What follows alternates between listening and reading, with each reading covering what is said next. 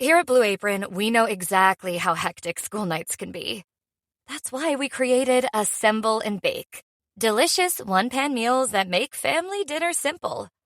Just assemble the pre-chopped ingredients and put the pan in the oven to bake. Then you're free to help out with that last-minute diorama. Shop Assemble and Bake at BlueApron.com. Get 50% off your first 2 orders with code APRON50. Terms and conditions apply. Visit BlueApron.com/terms for more. Bettering your business takes working with the best. With the James Hardie Alliance, you gain access to leads, training, networking, and support from the #1 brand of siding in North America. Achieve new levels of success by joining the James Hardie Alliance today.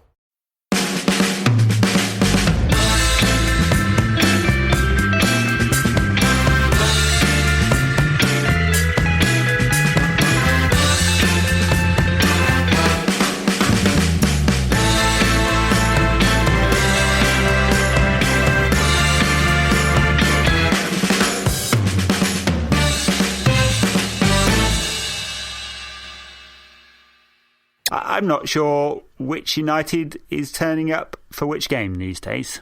Yeah, I mean, it's completely and utterly bizarre. I guess we serve both our own emotional well-being and our listeners by doing the Cardiff first. You know, you get your veg out the way before you have your pudding, right? Yeah, I'm not sure I've heard that analogy before, but yeah. Well, this was an overboiled Brussels sprout of a game.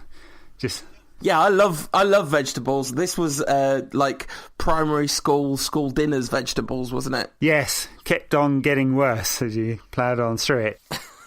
We could stretch this one a little way. Where to go with the Cardiff game? I mean, obviously the last 30 seconds or so were pretty dire. But for much of the second half, in fact for much of the whole game, United not only defended like a pub side, but seemed disorganised and sloppy. The passing was very poor, sub 80% again in terms of completion rate of passes. Very poor for a top side. 50% possession against a side only just sitting above the relegation zone. In fact, for much of the game, Cardiff looked like the more dangerous side, didn't they? Extremely penetrating going forward. United not so all of the time, and really, really odd performance. I mean, I just don't know how to analyse it, except that we were really abysmal. I mean, we were bad at the back. Cleverly and Fellaini is not the answer to the age-old question of what do we do about Manchester United central midfield, is it? I don't particularly want to lump on to 2 players that have had endless stick of United's fan base. Might as well do it, yeah. I mean, what else can you do? It's just an analysis of the performance, right? Neither of them looked anywhere close to being good enough to be Manchester United central midfielders. Not even close. No, well, look, I know I've given Fellaini a fair amount of stick. I actually thought he was the better of the pair. I thought Cleverly had an utter stinker. I mean, he was United's worst player by some considerable distance, in my opinion. Fellaini did okay, but I mean, he didn't really get the ball very much. 50 passes in total. That's total. Obviously less than that in terms of the number he actually completed. Just wasn't involved in the game.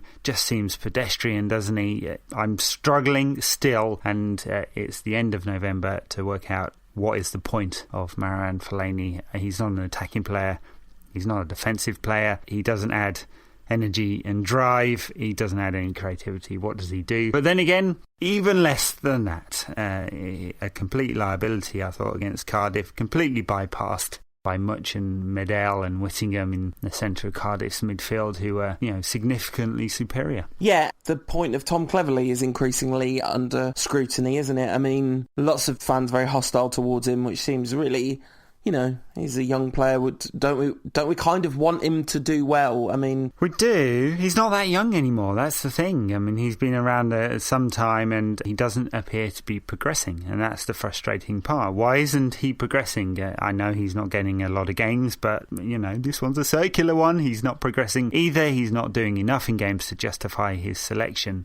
In fact, when United went away to Leverkusen, he was out of the side altogether, and I guess that was pre-planned, that being possibly the more difficult of the 2 games, you'd think. And when you're not able to get in the side as a England international and a young player of some promise who expects to be making a career at Manchester United, and a 40-year-old winger is in the side ahead of you and a central defender, you've got to worry. Yeah, absolutely. And nobody could have argued in their right mind that Cleverley did anything in the Cardiff game to suggest he should be starting in the Leverkusen game. I mean, Cleverley's United career started so promisingly. You think back to that Community Shield performance and the subsequent games, we were getting really excited about an Anderson-Cleverley partnership in central midfield. That's how long ago it is. Then he got that injury on... I'm sure you could potentially even remember the date, Ed, because it was the day you got married. That was the day Tom Cleverley left the field against Bolton with a moon boot on, and he's never recovered his United career from there, has he? No, he hasn't. The thing is, he appears to have got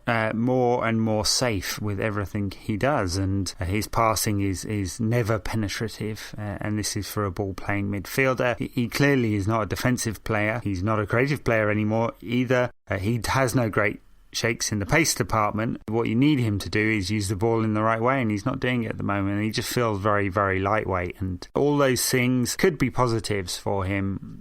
He certainly has plenty to offer, but it's not happening, and it's very hard to justify any position in the side. I'm certainly no Tom Cleverley hater. I really want him to do well. I was excited about him when he first started to get into United's side. I thought, here's a young man who, if he could just add a few goals to his game, could be a significant contributor to United over the coming years. Hasn't done that. In fact, he seems to have regressed in some other areas. Anyway, look, I guess this wasn't really supposed to be a 10-minute rant about Tom Cleverley, but he was that bad that it's worth focusing on him. But it wasn't just Cleverley who was poor. Rio Ferdinand was poor. I'm not sure David De Gea really covered himself in glory either. Hernandez up front was totally ineffectual, which is a shame for him because I'd like to see him get some more games. I think he's got plenty to offer. In fact, probably the only player, or maybe players, who really did well were Rooney, who put in one of those performances where he makes lots of effort, which, I guess he's swapped for talent these days. Sorry to be a cynic about it. And Patrice Evra had another good game at left-back, continues to excel in that position. Well, yes, except that you could definitely argue that a huge part of the reason we didn't win that game was because of Patrice Evra and Wayne Rooney, because Rooney did have a good game, but he had the best opportunity. Like, after Cardiff had scored their second, he really, got to score it. Where on earth did he come up with the idea that you're supposed to pass in that position? That seems like the least Wayne Rooney thing to do in the world. And then Patrice massively at fault for the set piece.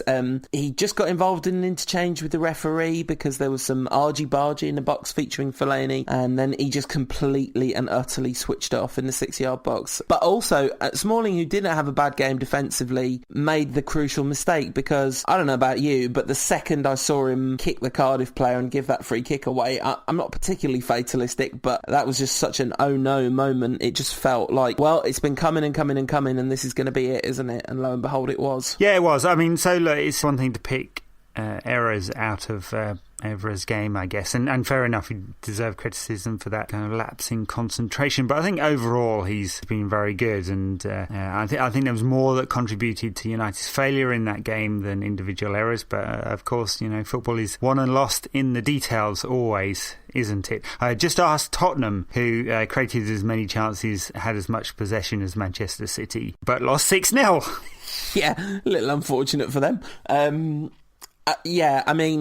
You're absolutely right, but the devil is in the detail, and we would have got out of that one with a slightly undeserved win if it hadn't been for key defensive errors, wouldn't it? Listen, if I'm going to be pointing out individual errors, I can't not point out the Danny Welbeck chance, but people sort of saying that was equivalent of the Rooney chance. I thought Welbeck's was much, much more difficult technically, but oh gosh, if he could just get his finishing together, because his all-round game is absolutely magnificent. It's just such a shame that his composure's just not quite there, and then something about the technique's not quite there. Well, you wonder whether it's going to come or not. Yeah, you do, but it's not as if he's short of games. He does play, so and that composure hasn't come, and he's just not a man with that kind of natural composure in the right time, the right place. You want him to have the finishing ability of Michael Owen and the rest of the ability of Danny Welbeck, don't you?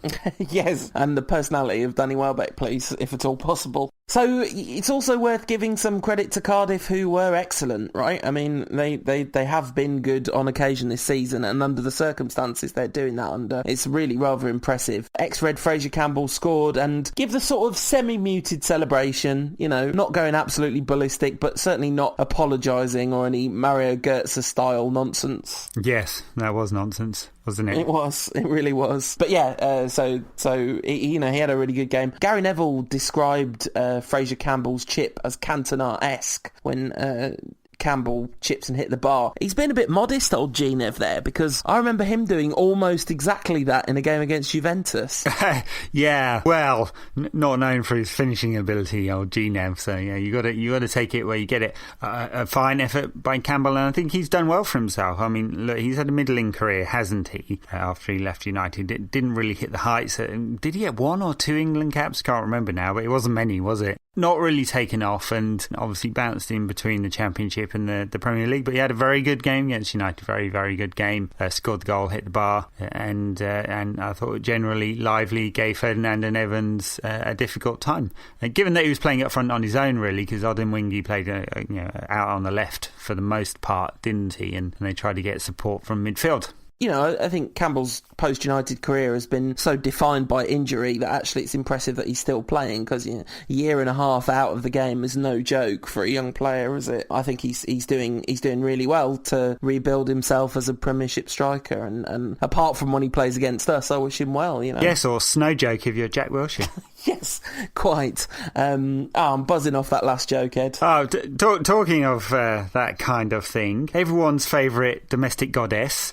Now we know what the icing sugar was all about. I won't have that, Ed. I won't have that. A man domestically abused his wife and then is throwing around allegations about her behaviour to distract from his own terrible conduct. I'm not perpetuating this nonsense. No way. Not our Nigella. Oh dear. My heroes deconstructed right. One at a time. Well, not really my hero, but Charles Archie, world-class terrible bloke. This is true. We somewhat digress there, don't we? Yeah. So look, that was the Cardiff game, and a poor performance and a very poor result for United. How long can United keep on staying in touch with the leaders and dropping points? I think it comes to the point where one of Arsenal, Chelsea or Manchester City are going to put a run in and going to win 10 on the trot or something like that. And if United keep up with this up and down form, then the club will find themselves 10 or more points behind come the spring. So that's the scenario we don't want. What we really want is for that run of good form, because look, United haven't been beaten since September the 7th against West Brom, but too many draws in there in the league, and you want United now to really hit the accelerator and start winning games. Absolutely, and City's form is fascinating. I mean, it's absolutely fascinating if you compare their home form and their away form. I mean, their last 2 home games, completely and utterly ridiculous. It's all right. Beating Norwich 7-0 is the sort of thing that we might do, or certainly might have done in our pomp. But that 7-0 destruction of Spurs, 6-0, sorry, but you'd be terrified, right, if you're the rest of the league at that point. If they can get it together away from home, which, incidentally, it does not speak well of them at all as a collective that they're not doing that a bit more already. But if they start to put that form together into a run, they really are going to be unstoppable, right? Yeah, and they've got the finest squad in the country. It's taking a little bit of time for Pellegrini to knit that squad into the kind of team he wants, and there's a complex set of personalities there. I think he'll do it in the end, and I think they'll be a very fine side. He is not known for burning his players out either, so I think they'll put in a strong end of the season. It will be interesting to see if United do that, given Moyes' predilection for overtraining, whether United get a bit tired towards the end of the season. Of course, I'm completely speculating there. That may not happen, but I suspect it will. And in any case, so all that means is that it's very important that United now put in the run of results, which, of course, they did in Germany, which was a surprise. I have to say, I did not see that one coming. Don't know about you. I think I predicted a draw on the show, by the time the Leverkusen game rolled around, I was predicting a 3-1 loss to United. I tweeted about 10 minutes before kickoff, rarely in my life have I ever felt so pessimistic before a Manchester United fixture. I thought we had no chance, and we won 5-0. I know. I mean, the thing is, you look at that team and you think, oh, that could be exciting up front. Rooney and Kagawa, I like the look of that, and Valencia and Nani in there, and you know, a solid back four, and then you look at central midfield, Giggs and Jones, and you think, the ability of those two to gift possession to the opposition is worrying, isn't it? And in the end, they were probably United's two best players, and they had a lot of very good players. I mean, Giggs was absolutely magnificent. He's nearly 40. He's 40 tomorrow or something, isn't he? Yeah, I believe by the time you're listening to this, Ryan Giggs is 40. And he puts in a performance of that kind of quality against, let's remind ourselves, the team that is second in the Bundesliga behind Bayern Munich at the moment, and a team that has been increasingly in good form as the season went on. And he was awesome in that central midfield berth. He dictated the tempo of United's play. His passing was excellent and penetrative. He was in the right places to allow Rooney and Kagawa to run absolute riot in the final third.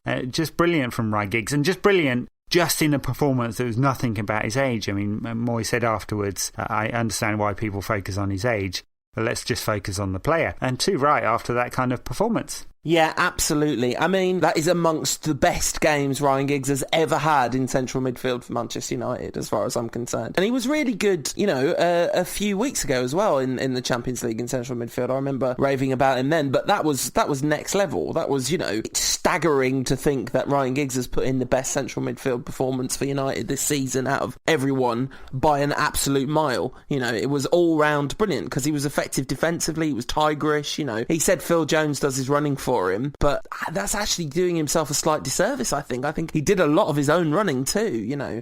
The pass for the last goal, it just capped it off, didn't it? He's always been able to do that when he's been in central midfield. The penetration with his passing is very, very good. The fact that he wastes the ball has been the problem, but he certainly didn't do that against Leverkusen. He was excellent with the ball. He got on the ball so much. I mean, here's a player who's 40 and he had the ball 80 times. 80! He was dribbling, he was shooting, he made tackles. He brought other players into play, and all-round brilliant performance. But hey, I don't want to talk just about Ryan Giggs because there are other great performances. I thought Nani had a very effective game. Absolutely. Kagawa, just love watching him in that position. It's a complete transformation. He turns into the butterfly, doesn't he? The metamorphosis when he gets into that central creative position. His ability to affect the play in the transition, which he cannot do coming off the left in the same way. I mean, he can get on the ball from a static position when he plays off the left, but it's just not the same. He was buzzing around, he was brilliant. Even when he didn't have the ball, he pulled players out of position because the central midfield trio of Leverkusen, Rolfes and Reinhardt and Bender, who are all very good players in their own right, couldn't cope with that movement. And Rooney up front, extremely effective. I mean, the fact that he got, 4 assists, but I think he would say that a lot of the fact that he was able to produce those assists were because of the base of Giggs in midfield and Kagawa's movement and passing range. Absolutely. I mean, I agree with every word of that, and I could wax lyrical about that Shinji Kagawa performance, but it's almost painful to see how good we looked playing that way, because it's just this thing that 3 into 2 doesn't go. You know, the worst thing about that performance last night is it's not replicable for United. First of all, Giggs cannot play like that every week, of course. Secondly, Moyes is not going to let Shinji Kagawa be United's default number 10. And I was having a discussion with someone who was saying, you know, is he better than Rooney or Van Persie? And like, maybe he's not better than Rooney or Van Persie, but for sure,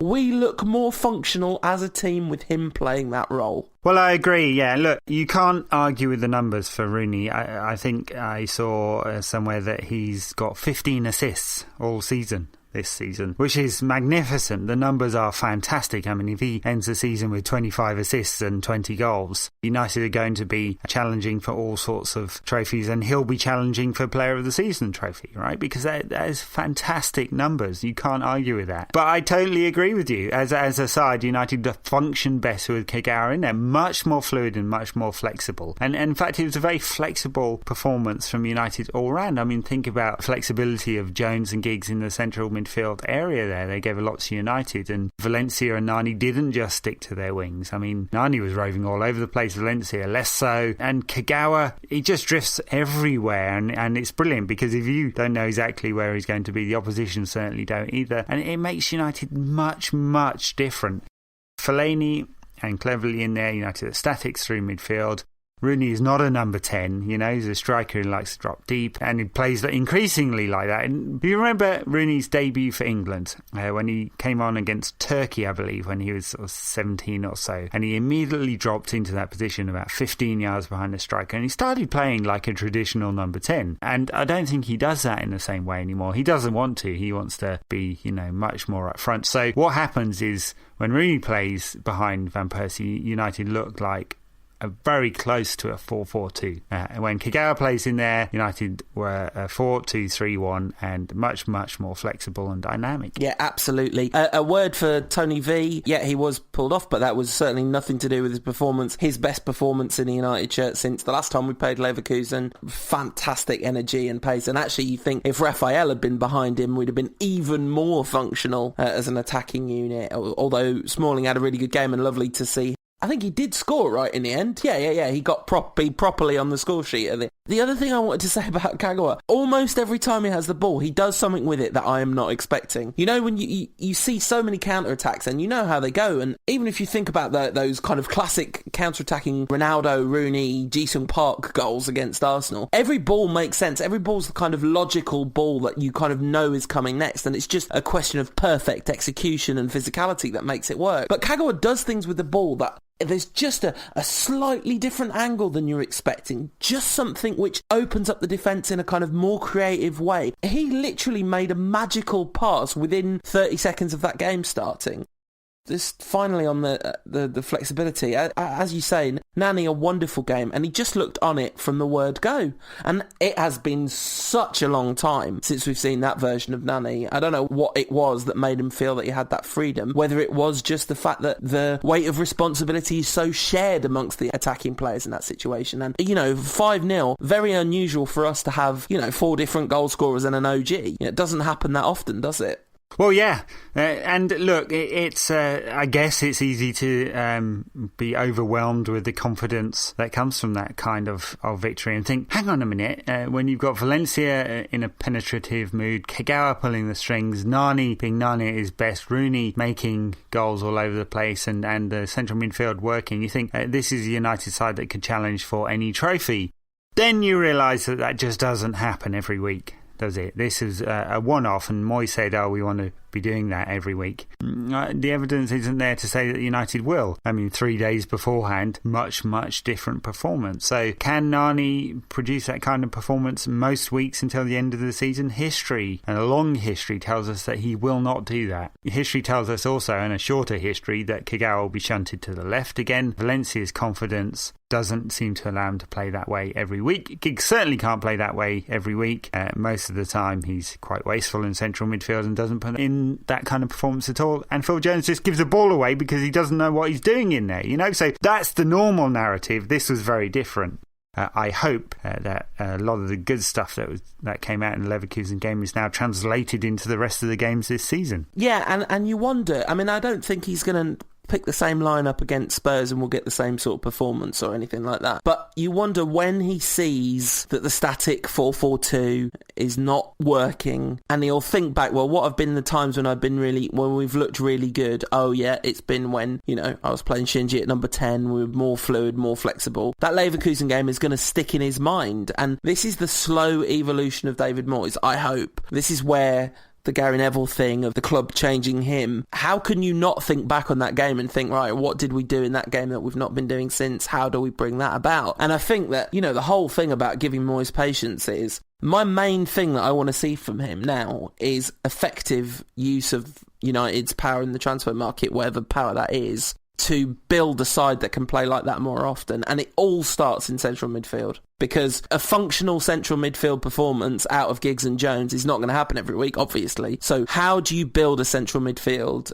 using the transfer market that does create that every week? That's the huge challenge for Moyes. And it will have to be the transfer market, because we know that there's a lot of guff in that area. Darren Fletcher, even if he comes back, he's not going to be performing at the very highest level, just not going to happen. Cleverly, we've talked about his problems. Fellaini, still jury out, jury donning the black cap, I'm afraid. On him, we'll see whether it ever gets any better. Jones, I don't think that's his final position by any means. Giggs, just about to turn 75. And, of course, there is Anderson, who did come on for a little spell at the end there. Played in the hole, shunted Kagawa out of that, and drifted through midfield, talking of flexible. Had a great chance and then dragged it about 20 yards wide. Such a shame, because that would have been an absolute worldie. It was like such a beautiful build-up. And then, Anderson. That was just Anderson's United career. If he'd fallen over and got injured after missing that chance, that would have been the perfect encapsulation of Anderson's career. Because hope, promise, excitement, dashed on the rocks. Now he's injured. Fallen over and tripped on a Burger King. But it's McDonald's he likes, isn't it? It is, yeah. But, not a sour note to end that game on, because it was funny. Because, he literally, Moyes 5-0 up, brings on Bootner, Anderson and Young, absolutely taking a mickey at that point. It's like, look what I can do. Yes, and, that kind of gives you an idea about how bad Leverkusen were. So in all the praise for United, we also have to admit that Leverkusen were completely overawed, weren't they? Sami Hyypiä, boo! Shall we mention that he's a former Liverpool defender, Sami Hyypiä, whose team was absolutely battered by United twice, I might add, this season, because United were very good in the home side. But they froze in the headlights. And Rudi Voller, who's a sporting director there, said that they'd done that at Old Trafford. They did it at the Bay Arena too. He won't be very happy with that. Sami Hyypiä, the former Liverpool defender. Former Liverpool captain, right? Big Liverpool hero, Sami Hyypiä. He is. Absolutely battered. I saw some cruel people on Twitter saying that there was no action at Anfield on Champions League night, which is very true, because of course they didn't qualify for the Champions League. But there was action from a Liverpool side. Their under-21s was playing a reserved game. There you go. There you go. And their ex-captain was getting beat 5-0 by us. Yes. Very, very, very pleasing all round. If they finish above us in the league, this is not going to be funny anymore. But it certainly is not. It's a Bayer Leverkusen game, and that was fantastic all round. Let's hope that United are able to translate that into success in Europe this season. Talking of success in Europe, you interviewed Ben Turner, who is the director of the absolutely fabulous The Class of 92 documentary. So, go on, give us your verdict before we hear from Ben on what you thought of the film. I mean, absolutely fabulous is the word. I wrote a review on United Rant of the film. I'm going to just very quickly start with the one thing about the film that I don't like, and that's the inclusion of Tony Blair. You know what it is? It's whichever revels you personally don't like. For me, it's kind of the raisin ones probably, or maybe if you have too many toffee ones in a pack. Whichever revels you don't like, that's the Tony Blair bit. Assuming that all the rest of the revels are like the most amazing, perfect, beautiful orange revels you ever had in your life, because my goodness, this film is just pure wish fulfillment for Reds everywhere. The story is obviously the story we all know of the Class of 92 and their rise, and it basically charts their career up to 99 and doesn't really do much beyond that, dips into it occasionally. I'm not going to talk in any detail about any of the specific jokes, anecdotes, little moments in the film, because when you know the story, it's the little moments that make it. But I just will say that you have never heard Ryan Giggs, Paul Scholes that relaxed. The Phil Neville stuff is wonderful. The Nicky Butt stuff surprised me in how engaging his story is. Beckham is probably the most guarded of all of them, because obviously he has brand Beckham at stake in a way that the rest of them doesn't. But he's still pretty open, and relaxed with everyone. I mean, it's a beautifully put together film. It looks beautiful. The Tony Blair stuff's really unfortunate because he's kind of put in the film as a signifier of the kind of broader cultural context in Britain in the 90s, where this idea that youth could triumph, and it's the offset of you'll never win anything with kids, like the Labour Party won the election with the youngest Prime Minister for hundreds of years or whatever. But when you're making a film about 90s optimism, to essentially put the man that killed it stone dead in Britain in your film and not even mention the fact that he's the one that killed it stone dead is slightly problematic, you know. Well, yes, of course, but there is no narrator there, and which was, I thought, a very brave decision by the filmmakers, because it would have been easier to pander to the lowest common denominator and use a narrator to try and tell the story. But there isn't one. It's told through the words of the protagonists and a few other talking heads, of course. Tony Blair, who pretty much only says youth wins out and it's better doing it as a team than not, but in a particularly Tony Blair way, unnecessary. Danny Boyle, he said what he said about the culture of Britain at that time many, many times, so it does feel very familiar. Manny was fantastic. I think he really gives the fans voice in this story. And, of course, the stars are the guys, and there's a talking head piece with each of them, which is lovely and interspersed through the film, in the focus on each of the players. But the real star of the show, of course, is the dinner they have. There's two things about this film that really brings out strongly the dinner. One, that this is a buddy movie, right? This is about friends, and it's not really about footballers. They could have been doing it. They could have been artists or bin men or, you know, doing a newspaper somewhere or whatever. They're friends, and they had success together, had failures together. They grew up together and had this amazing triumph, the peak of their profession. And the other is it's a Hollywood script, isn't it? This is a sporting movie, you know. Of course, we all know that the Titanic sinks, and we all know that the class of '92 win the treble, but it still feels fresh when it comes through in their own words. And through that, stories, the little personal stories about them growing up, and you find out quite how dry Paul Scholes' humour is, that Nicky Butt is really very sharp indeed, that Ryan Giggs is a fantastic storyteller, really knows how to bring out an anecdote, doesn't he? He does. I'm just chuckling thinking about it. Some very good ones. Yeah, some very good ones, which we won't spoil for you. But look, we're Reds. Even if you aren't a Red, I think you can enjoy this film. Maybe not if you're a Liverpool fan. It might be a little difficult, or a City fan too, but the story is just a story of these guys who had this fantastic success and how it came about together, and it's lovely for it, and as you say, looks beautiful, really well put together, and a very brave piece as well. And I guess, you know, the real secret to documentary telling when you're using talking heads predominantly is to make the subjects feel comfortable, and I don't think I've ever seen each of them that comfortable. No, I mean, you'll hear me talk to Ben Turner about talking to Scholes. If I was directing this film, I'd be really nervous going into the conversation with Paul Scholes, because is he going to want to participate?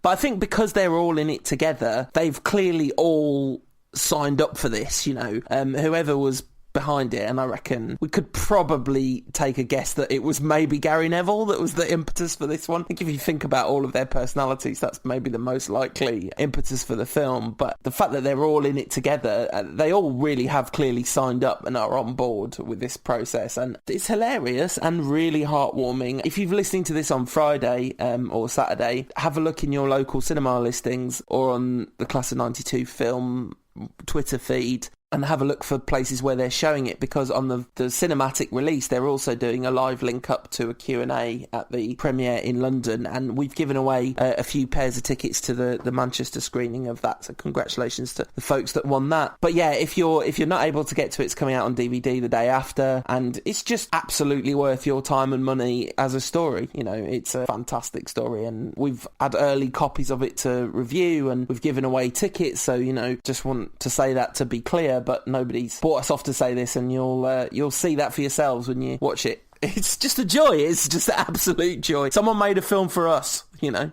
They certainly did. I guess, without giving away too much, there's a absolutely fantastic story about Phil Neville's step over. Probably the funniest moment in the film for me. But Mark Kermode said in his review on The Guardian that it passes his 5 guffaw test of a comedy, and there's certainly a lot of laughs in it. It's not meant to be a comedy, but it is very, very funny. It's touching. It's beautifully done. Eric Cantona's in it. You can forget Tony Blair. You know, he's forgotten. This is a great film. You know, it's a film that needed to be made, didn't it? And it's been done absolutely brilliantly. I'm sure you'll enjoy it when you go and see it. Absolutely. And with apologies for the slightly bad sound quality caused by the technical limitations available to us to record this, here's an interview I did with the director, Ben Turner. Hi there. Hello.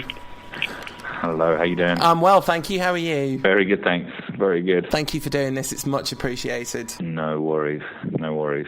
So I'm going to get the blatant fawning out of the way straight away. I really, really dug the film. I'm probably pretty smack bang in the target audience. It's fantastic. So I guess this question you've been asked a million times, but I've got to start with this. What's the origin of the project? How did it come together? Well, I think the players, now that they were, well, apart from Giggsy retiring, or at least coming to the end of their careers, I think they were keen to tell their story. And they approached us to get involved with doing that.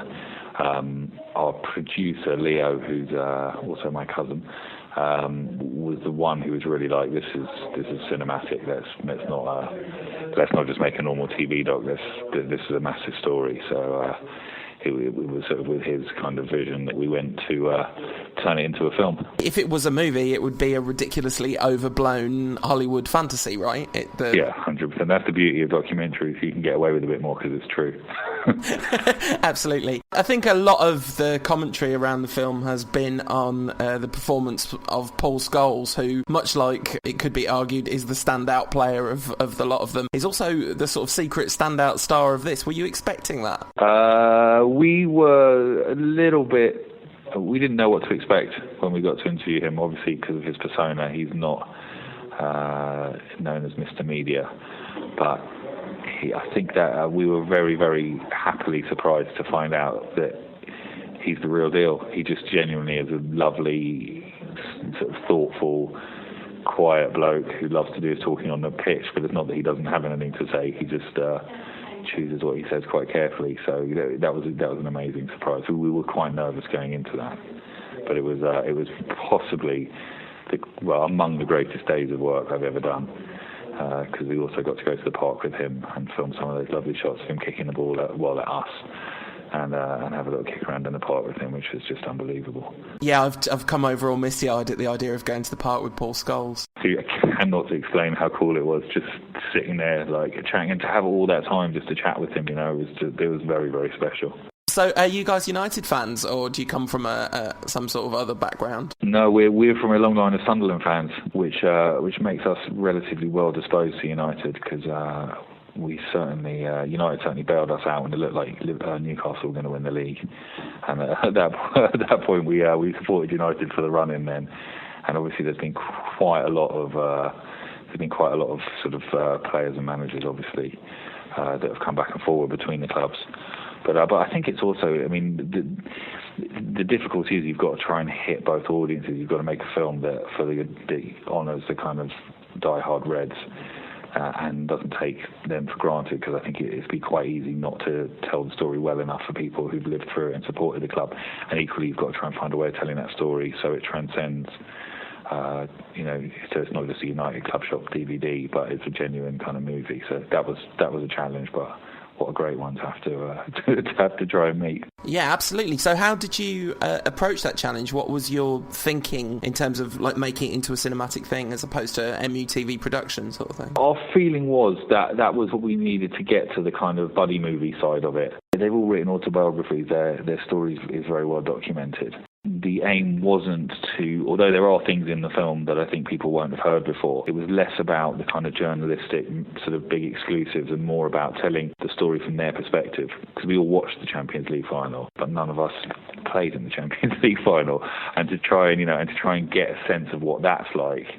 And what it's like, so uniquely to do it with your close childhood friends, we felt was the key to making it work, and also to explore the way in which their story reflects what went on in Britain at the time.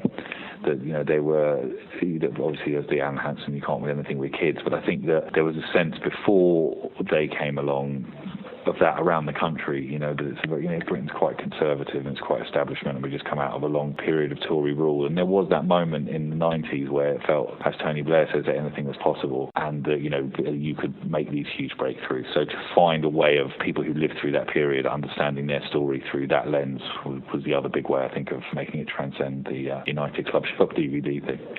Yeah, absolutely, because they probably couldn't get Tony Blair. I have to say, from being a Red in more ways than one, the inclusion of Tony Blair was a bit of a surprise. So to start on a positive note, like, how did you get him involved? Who reaches out to Tony Blair if you want to get him to talk about football? Well, we've done quite a lot of work in the past for Comic Relief and quite sort of big institutional shows like that. So we've got decent sort of connections to try and get the message through to him. But he was really up for it. I think his legacy is dominated by the war in Iraq and what happened after that.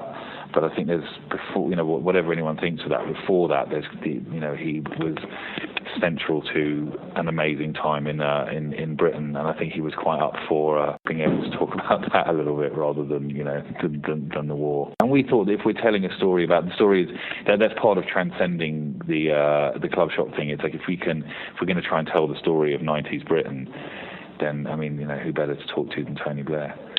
So absolutely. He also represents something interesting in terms of the way politics and football sort of met, and football's real sort of move into the mainstream. Again, if you look at what was going on in the 80s when under Thatcher, football was very much the kind of enemy, I would say, of the mainstream. When he was Prime Minister, he was quite, obviously quite keen to be associated with football. I used to hate him because I was a Newcastle fan at that point. But once again, obviously United managed to put them in their place. Yeah. It's kind of interesting because I think there's a painful irony in Tony Blair talking about the kind of optimism in Britain in the 90s, because I think if people in 100 years are making a documentary about time, it will be the Iraq War that kind of brings that period to an end. Either that or when David Beckham left United and went to Real Madrid, one or the other. I've reached out to people on Twitter, listeners to the podcast, to just get a couple of extra questions, and one from @CraigEnglish92 who says, why now? Was the idea put forward before and perhaps not backed by Sir Alex, or did they just get tired of waiting for Giggsy to retire? I think that they're probably tired of waiting for Giggsy to retire. I mean, it's really, we had a great chat. It's not in the film so much. We had a lovely conversation with Phil about the fact that he's essentially Giggsy's coach now. And Giggsy was so much more senior than him through their playing career. We were laughing about if there comes a time when Phil Neville has to drop Giggsy from the team, and what that would be like. He just looked very embarrassed at the prospect. So if in 10 years' time someone interviews you about the making of this film, what do you think is the one first story you would want to tell them about what it was like to be involved in this project? Oh, that's a great question. I need a moment to think about that. You got a moment, no problem. Yeah, because it's more, to whittle that down to one would be amazing. I think in a way the top moment, the most touching moment for me, and the thing that lives with me the most, was the game that they had at the Cliff with the other guys who played with them in the class of '92. Back then, it was when you're making a film like that, you think about all the great things you can do, and you try and set them up, and it's all quite practical in that moment. Trying to get everything organised, and obviously, like, bringing everyone together was quite a difficult practical thing, and I hadn't really thought about what it would mean to the other players to have that game, and what it would mean also to our our sort of six to have that reunion and go back to the Cliff and play a game there. And that was just an amazing thing to be a part of. That whole day was just astonishing, and because it was a genuine sort of reunion, and they're very down to earth, the boys, and so to see them it was like they were trainees again, and they were sort of mucking around and kicking balls around at each other and just having a great time, and I think everyone was quite sort of touched by the whole experience, and to be a part of that was just bonkers. Absolutely. I mean, you do strike the balance, because I really imagine, anyone with a passing interest in football or football's role in the culture will find it to be a fantastic watch. But for us, this is the dream come true, that somebody would dedicate that kind of love and attention to this story and make it into such a cinematic project. And I've spoken to a couple of people that have seen the film, and the experience is pretty universal, really, and I kind of wanted to just feed this back and to just really say thank you for giving it the treatment it sort of so richly deserves. I wonder if you felt that sense of wanting to honour that story. Oh yeah, definitely. I mean, whilst we're not United fans, we're massive football fans, and if we were Liverpool fans or City fans, it would be difficult, but I never really bought into the anyone but United stuff, especially because anyone but United might have been Newcastle. So I've always had a bit of an affection for it, but I think that their story really is, emblematic of what happened to English football in that time. And it was just amazing to be a part of it, and that's the love that we have for them and their story and football in general. And it was just a great thing to be able to do. It felt very natural. Our editor's a Chelsea fan, so there were a couple of moments when he was like, "What the hell am I doing?" But ultimately, no one could help themselves once you start to. It's such a great story and such a great project. I noticed you had a United fan though as a football consultant on the project, which we're all pleased about. How did you go about choosing which bits of football to focus on? Daniel was writing a book simultaneously about that season, and we've known him for a long time as well. So he was a natural choice for it. The kind of key structural thing in how we wanted to tell the story is we thought that because it's about them and about their friendship and their kind of journey in film speak, we wanted to tell the story around their personalities. Again, you certainly can't get all of the stuff from all of their careers in and all of the details and all of the statistics. So we really tried to think of it in terms of a moment, a key moment for each of those players across that time period and across that season, and that was really our starting point. So from there, it was easier to pick the moments. For instance, if you think about the 99 season, the game against Juventus is obviously incredibly key. But I think if you speak to any United fan or any football fan or anyone who watched it, that was Keano's moment.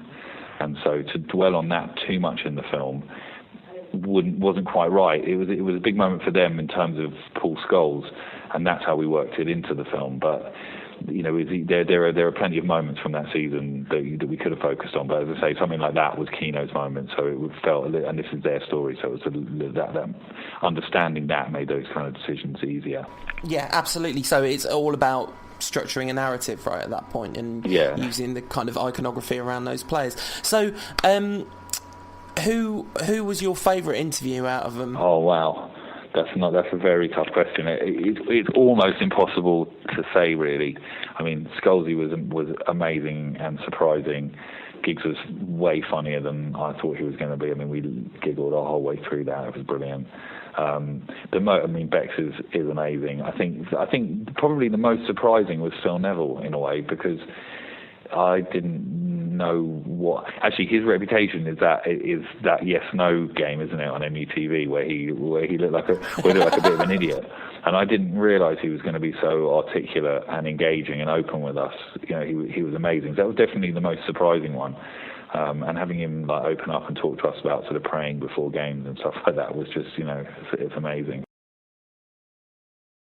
Brilliant. Well, thank you very much for your time today, and thank you very much for the film, because it's fantastic, and it comes out December the 1st in selected cinemas, and then the 2nd on DVD. Is that right? That's right, yeah. Fantastic. All right, thank you very much indeed. We'll be putting this on the podcast that comes out on Friday the 29th, so that's pretty good timing. That's great. Thank you very much. I'm really, really glad you enjoyed it. It means a lot to know that we did make the Reds who were going to watch it happy too. Wicked. That's great. Thank you very much. Excellent stuff. Yeah, of course, co-director with his brother. Yes. And there have been some very good co-directing brothers over the years, haven't absolutely. there? In some very good ones. And fitting there's a brother pair in their subject matter as well. Anyway, so that was the Class of 92. I hope you all go and see it. Let us know what you think on Twitter. And talking of Twitter, do we have any Twitter questions this week, Paul? Yes, we do. On the theme, @JackKHolt asks, which footballer would you get to play you in the story of your life? I'm going to pick for you, Ed, if I may. Go on. Robin van Persie looks a lot like you. Yeah, but I think my talent and my personality is much more like Eric. Yes, absolutely. And if he's not going to play me in film, I'm going to fly kick someone. There you go. So many questions about Shinji at number 10. Yes, make it happen somehow. It's just not going to happen on a regular basis. That's the thing. Because he's not going to drop or move Rooney and Robin van Persie Do you know what? Remember what happened in the 2008 season? Tevez, Ronaldo, Rooney up front. Could you tell which one of them was the striker? No. And there you go. I think there's an opportunity for United to, given the personalities and profile and types of players we have at the moment, I wouldn't always advocate this, but I think an extremely flexible 4-3-3 of some kind would fit United's players right now. We need to protect central midfield, so playing 3 in there is a very good idea. And somehow you've got to get Kagawa into that team. He was fantastic. He's got a massive talent. We're going to lose him if we don't use it properly. And it's a waste of time having him on the left-hand side. Frankly, if Nani's going to play the way he plays, I'd rather have Nani on the left-hand side than Kagawa on the left-hand side because he's going to be more effective. At Pete of All Trades says, why didn't Rooney shoot? #Rantcast. Can't help you there, Pete. No idea. What other Theos is Theophile a big fan of? Asks at HLDSTDY. Yeah, possibly the best surname in football. Yeah, absolutely. Theophile Catherine. Surely it's got to be Theo from The Cosby Show, the world's greatest ever Theo. Theo! No, terrible impression. Oh yeah, this is an interesting one from @Hez123. He says, this ain't Everton, Moyesy, but a draw against bottom half opposition is not an acceptable result. Yeah. Very good point, because I did not see this particularly widely reported. I saw it in Andy Mitten's piece on The National, and it was mentioned in the Guardian Football podcast. But Moyes apparently seemed to say, I mean, Andy Mitten just quotes him saying that he would have taken that result before the game. He did say that. Isn't that completely insane? Yes, it is. And I'm afraid David Moyes has not been indoctrinated by the club yet. That's not acceptable. What I did like, so a counterbalance to that's Moyes all over, isn't it? A counterbalance to that is United at 4-0 up, still attacking. Yeah. That's United. Attack. Yeah, and it wouldn't be a Rantcast without a question from @Typical City, who said something very nice about our podcast this week, so thank you, sir. He says, Phelan or Ancelotti? Very tough shout. We haven't mentioned this yet in the show, but Mike Phelan, sorry, I'm never going to keep a straight face getting through this. Mike Phelan said to the Daily Mail that he was essentially Man United manager in all but name. Yes, he did, didn't he? He's become quite a mouthpiece since he lost his job. I suppose he hasn't got much to do at the moment. I'm surprised he hasn't got a coaching job, though, because Ferguson certainly rated him. Despite his kind of nodding dog reputation, he is sort of highly in football circles. I guess he's looking for the right position. He's not just taking a job anywhere. But he's not doing his cause very much good, is he, by speaking to the papers every week? No, I mean, that was definitely an occasion where the headline reads worse than the actual quote, which is just basically saying he had a lot of responsibility at United, and that's fair enough, he did. Well, and of course we know that was true. And talking to Typical City, mate, if you want to go and see the class of 92, I'll buy your ticket for you. Yeah, I think he'd like it. Typical City's he's a reasonable young man. I wanted to mention, on the subject of Phelan and Ferguson, they've had to offer refunds to people because there are so many factual inaccuracies in Fergie's book, not least of which he says the Glazers are perfectly good owners. Yes, which wasn't counted in the 45 inaccuracies that appeared in his book. That's because they rushed the book out. I do kind of know how these things are done. Having worked in the media, and I know a few people who've worked on these kind of things as well. So yeah, they did that in a very, very, very tight timeline. They'll have been editing right up to the day they hit print, and this is why there were so many errors in it. They didn't go through the due diligence process of fact-checking that they might normally have done, despite the reputation that particular publishing firm has of being extremely careful here. Not to mention the reputation that Fergie has of having an excellent memory, because there's some of them which are, little niggly factual errors, but, there's some pretty spectacular stuff, like saying that Varane and Forlan, I think it was, had a fight when they were never at the club at the same time. Getting the club they sold Yap Stam to wrong. That's pretty full-on mistakes, isn't it? Yeah, and saying the Glazers were great owners. And forgetting and giving Carlos Queiroz a load of credit for Cristiano Ronaldo's development, and forgetting to tell everyone that René Meulenstein made him into the best player in the world. It's weird that he would leave that one out, isn't it? Yeah, and he also said that the Glazers were great owners. Yeah. Fergie, what are you doing, mate? Getting drunk with Vincent Tan by the looks of it, by the slightly unfortunate looks of it. Yes. Rather disturbing, that picture, wasn't it? It really was. All right, so talking of rather disturbing, the prospect of a trip to White Hart Lane beckons. Indeed. Disturbing for them, you mean, because they've just shipped 6. They have just shipped 6, and we've just scored 5, and yet I remain not particularly optimistic about either their ability to recreate quite such a disastrous performance or our ability to recreate such a good one. What are your thoughts going into this one? Yes. Yes, look, it's a White Hart Lane. It's super, super tough. Let's not any bones about that. This is a difficult game. This is a Spurs side bedding in. They had a lot of new players in the summer. I think the thing that would have worried Andreas Villas-Boas the most about the City game is how they gave up. Although, the details did go against them. City were absolutely fantastic in an attacking sense against Spurs. Spurs abysmal defensively. They still had plenty of the ball. They passed the ball actually surprisingly well, Spurs, and they actually created a few chances as well. At home, they'll want a response, of course. Andreas Villas-Boas is under real pressure. So are the players. They've now got to perform. I'm sure they'll put in a much, much better performance against United. And United on the road in the Premier League, not always been good. And I don't honestly know which side will turn out. I don't think it will be the same as the one against Leverkusen. Of course, if Van Persie is back, which is an if at the moment, I believe, then I guess Kagawa will get another run in that role behind Rooney, which will be good. If Van Persie isn't back, I'm sorry. If Van Persie is back, Rooney will play with Van Persie and it'll be a very different side. And I guess Giggs can't play there again, so Fellaini's coming back into the side. Yeah, absolutely. Spurs is really interesting, isn't it? Because they sold Gareth Bale and then they bought a bunch of really, really talented players and they're having trouble making a coherent unit out of them, and you sort of think that's inevitable. I mean, they showed a lot of really early promise. Christian Eriksen looked like he was going to be transformative, but you've always said over the years that you feel that he's just shy of that very top level of quality, and you do wonder why none of the really, really giant teams have gone for him while he's been so highly rated, So perhaps the fact that he's not been able to do that totally consistently is not such a huge shock. So look, I think Eriksen's got some talent on the ball. I think the rest of his game is a bit of a problem. But they've got problems all over the place. Spurs. Soldado has not been scoring. Holtby, I think, is again shy of the top quality level, and he's been playing in this kind of role in the hole, which I just don't think suits him as well. Sandro and Paulino, two very, very good players who had terrible games against City. They were abysmal in there. And I think at the back, they could really do with an upgrade on Dawson, who's getting slower by the week. He said this week he was looking forward to going to the World Cup or something along those lines. He thought he could get himself into the World Cup squad. No chance. None at all. He's not going. And Vertonghen's been playing at left back as a result because they had Kabul and Dawson in there. It's not the right mix. So they've got some problems to sort out.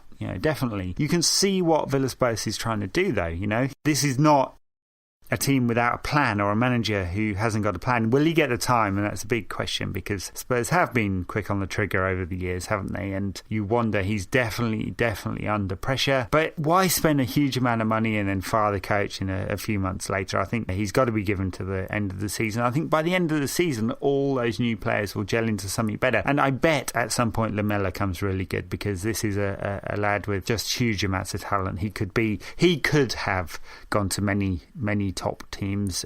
Spurs picked him up for a fantastic amount of money. Eriksen, we'll see.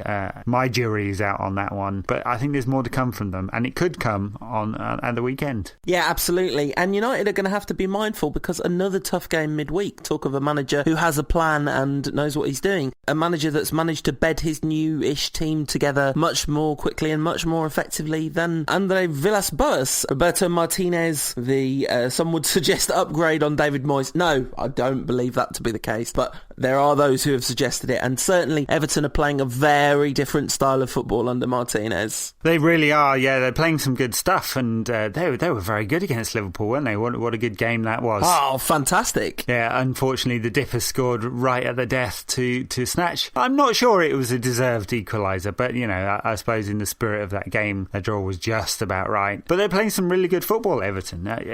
They've had some mixed results, sure, but they're just above United in the table on goal difference, I think, and they're doing well. They're playing nice football. I think Martinez is extracting about as much as he could do out of them. I think they'll finish in a similar position to where Moyes traditionally got them to, probably just outside the European places, and they'll do it playing a very different type of football. Yeah, absolutely. They're certainly having more fun at the moment than they were under David Moyes, aren't they? And the one thing that they've got going for them, which Moyes didn't have for much of his time in charge at Everton, is an incredibly effective number 9. 2009. Easily up there with the worst managerial decisions of all time, sending Lukaku out on loan to Everton. How much would Chelsea love to have Lukaku in that side? Oh, an awful lot. Not quite as bad as paying £8.4 million for Bebe, including all those add-on transfer fees which and signing bonuses and agents' fees and stuff like that. Not quite as bad as that. Or perhaps saying that Liam Miller was the new